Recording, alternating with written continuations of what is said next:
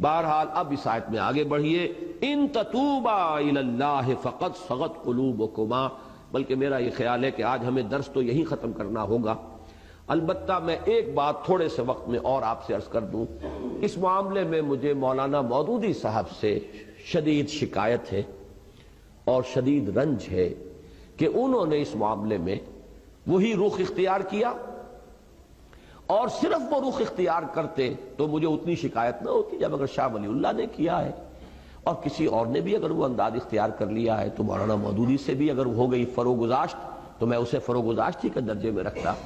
لیکن مجھے ایک چیز عجیب نظر آئی ہے، آج میں نے خاص جب تحقیق کی ہے اس آیت کے بارے میں، انہوں نے اپنے حواشی میں شاہ ولی اللہ کے ترجمے کا ذکر کیا، انہوں نے شاہ رفیع الدین کے ترجمے کا بھی ذکر کیا، ان دونوں کے ترجمے کا تو ذکر کیا جس میں کجی کا لفظ آیا ہے، لیکن شاہ عبد القادر کے ترجمے کا ذکر نہیں کیا جس میں کجی کا لفظ نہیں آیا۔ اب یہ جو انتخاب ہے کہ ایک شے کو اختیار کرنا ایک کو نہ کرنا، حالانکہ شاہ ولی اللہ دہلوی رحمۃ اللہ علیہ کے یہ دو صاحبزادے جو ہیں شاہ عبد القادر، شاہ رفیع الدین، دونوں چوٹی کے مترجم ہیں اور وہی سب سے زیادہ مستند مترجم مانے گئے ہیں۔ شاہ عبد القادر کا ترجمہ جو ہے اس کو مانا گیا ہے کہ وہ بامحاورہ ہے، شاہ رفیع الدین کا لفظی ترجمہ ہے، لیکن یہ ہے کہ مستند ترین ترجمے وہی۔ تو اگر شاہ ولی اللہ کا بھی ان کی نگاہ میں آیا اور شاہ رفیع الدین کا بھی آیا تو شاہ عبد القادر کا کیوں نہیں آیا، جنہوں نے اس سے ہٹ کر ترجمہ جو ہے اختیار کیا؟ یہ پک اینڈ چوز جو ہے یہ در حقیقت دلالت کرتا ہے کہ وہ اصل میں زیر اثر ہیں کسی غلط تصور اور غلط فکر کے۔ اور اسی میں مجھے یاد آیا ہے کہ حضرت عثمان کے بارے میں رضی اللہ تعالی عنہ خلافت و ملوکیت نامی کتاب میں بالکل اسی کی ایک مثال موجود ہے۔ تاریخ کی کتابوں میں ایک واقعہ یوں درج تھا اور ہے اب بھی کہ ایک جنگ سے مال غنیمت آیا، 5 لاکھ درہم کا مال غنیمت۔ حضرت عثمان نے وہ سارا کا سارا اپنے سالے مروان ابن حکم کو بخش دیا، بس یہ واقعہ بھی ہبہ کر دی۔ اب صرف اس واقعے کو درج کرنے کا مطلب کیا ہے؟ حضرت عثمان نے خیانت کی، وہ مال غنیمت ان کی جاگیر تو نہیں تھا، وہ تو مال جو ہے مسلمانوں کا ہے، 1/5 حصہ اس کا بیت المال میں جائے گا، 4/5 حصہ جو ہے وہ غنیمت کا تقسیم ہوگا مجاہدین میں، یا اگر 1/5 حصہ ہی وہ آیا تھا، 4/5 حصہ وہاں تقسیم ہو چکا تھا، یہ 1/5 تھا تو یہ بیت المال کی ملکیت تھا، حضرت عثمان کی ذاتی ملکیت تو نہیں تھا۔ 5 لاکھ اگر 1/5 تھا تو گویا کہ 25 لاکھ کی تھی وہ، جس میں سے 20 لاکھ وہاں تقسیم ہو چکا، 5 لاکھ آیا تو یہ بیت المال کی ملکیت ہے۔ یہ اپنے کسی رشتہ دار کو، اور رشتہ داروں میں بھی جو سالہ ہو، سالار جنگ جو ویسے بھی ایک بدنام رشتہ ہے دنیا میں، آج بھی اس کے ساتھ جو ہے طرح طرح کی نسبتیں ہیں، اس کو بخش دیا تو معلوم ہوا کہ وہ تو گویا کہ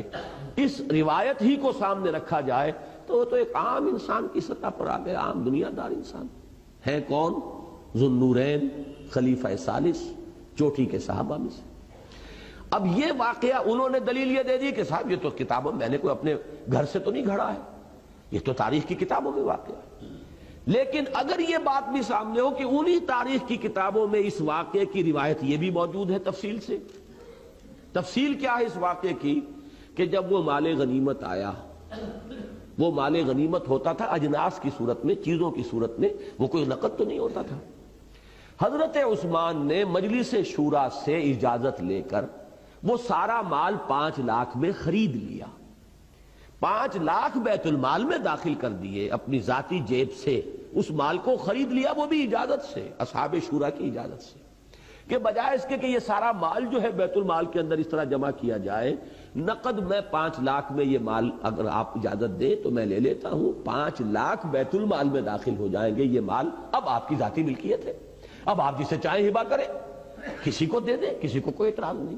یہ تفصیل بھی اگر موجود ہو تاریخ کی کتاب میں،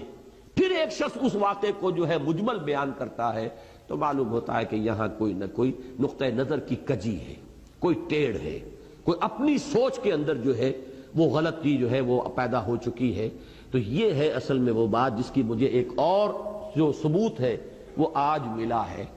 کہ اس میں ترجمے جو اس ترجمے کی تائید کرنے والے ہیں کہ دل کج ہو گئے تمہارے، توبہ کرو اللہ کی جناب میں، تمہارے دل ٹیڑھے ہو گئے، راہ حق سے ہٹ گئے، تو وہ ترجمے تو انہوں نے بیان کر دیے، شاہ ولی اللہ کا بھی اور شاہ رفیع الدین کا بھی، لیکن شاہ عبد القادر کا ترجمہ بیان نہیں کر رہے۔ تو یہ میرے نزدیک در حقیقت اس میں جیسا کہ میں نے عرض کیا، میں دوبارہ وہ الفاظ دہرانا نہیں چاہتا، جو ہمارے بعض اکابر کو، مولانا مدنی رحمہ اللہ کو بہت پہلے یہ شک ہو گیا تھا اور انہوں نے اس کا اظہار کیا تھا کہ ان کے مزاج کے اندر صحابہ کرام سے اور بزرگوں سے اور اسلاف سے جو ہے ایک گستاخی کا رجحان پایا جاتا ہے۔ اس وقت تک یہ چیزیں اس طرح کی واضح طور پہ سامنے نہیں آئی تھی، لیکن ہوتے اہل اللہ کے جو کسی چیز کو بھانپ لیتے ہیں، کسی چیز کا اندازہ انہیں کسی کے انداز سے ہو جاتا ہے۔ تو اس قسم کا واقعہ یہ ہے کہ خلافت و ملوکیت تو خیر اس کی بہت ہی بڑی مثال ہے، لیکن ایک مثال مجھے آج ملی ہے اس ترجمے کے اندر کہ سارے ترجمے دلائل کے اندر سابقہ جو ہے انہوں نے کوٹ کر دیے، لیکن یہ کہ شاہ عبد القادر موضح القرآن، یوں سمجھیے کہ اردو زبان کی پہلی تفسیر، پہلے تفسیری حواشی شاہ عبد القادر رحمہ اللہ، ان کا ترجمہ جو ہے وہاں پر نقل نہیں کیا ہے۔ یہ اومیشن نہیں ہو سکتی، یہ اتفاقیہ نہیں ہو سکتا، اس کے اندر ان کا اپنا ایک چوائس ہے، پک اینڈ چوز والا معاملہ ہے، اور وہی چیز ہے جو میرے نزدیک یہاں نہایت تکلیف دہ ہے۔ تو بس آج اس پر ہم اپنا درس ختم کر رہے ہیں۔ ان تتوبا الیہ فقد صغت قلوبکما،